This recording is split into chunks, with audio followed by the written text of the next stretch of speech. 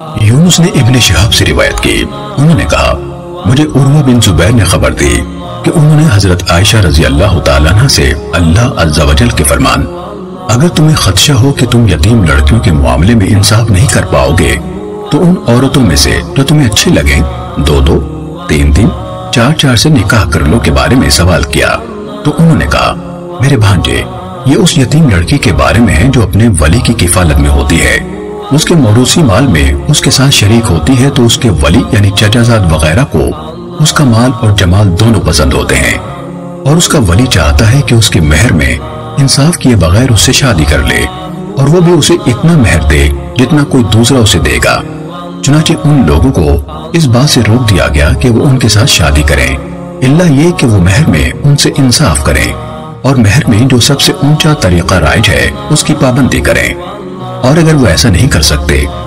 تو انہیں حکم دیا گیا کہ ان یتیم لڑکیوں سے سوا جو عورتیں انہیں اچھی لگیں ان سے شادی کر لیں۔ عروہ نے کہا حضرت عائشہ رضی اللہ تعالیٰ عنہ نے فرمایا پھر لوگوں نے اس آیت کے بعد رسول اللہ صلی اللہ علیہ وسلم سے عورتوں کے حوالے سے مزید دریافت کیا تو اللہ عز و جل نے یہ آیت نازل فرمائی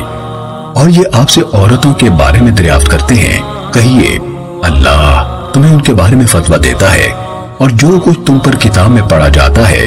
وہ ان یتیم عورتوں کے بارے میں ہے جنہیں تم وہ نہیں دیتے جو ان کے لیے فرض کیا گیا ہے اور رغبت رکھتے ہو کہ ان سے نکاح کر لو۔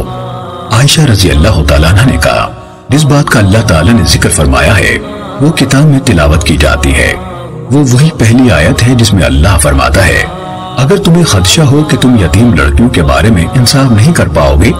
تو دوسری جو عورتیں تمہیں اچھی لگیں ان سے نکاح کرو۔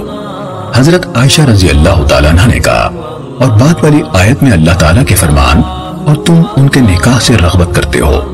اس کا مطلب ہے کہ جب تم میں سے کسی کے سرپرستی میں رہنے والی لڑکی مال اور جمال میں کم ہو تو اس سے شادی کرنے سے روگردانی کرنا،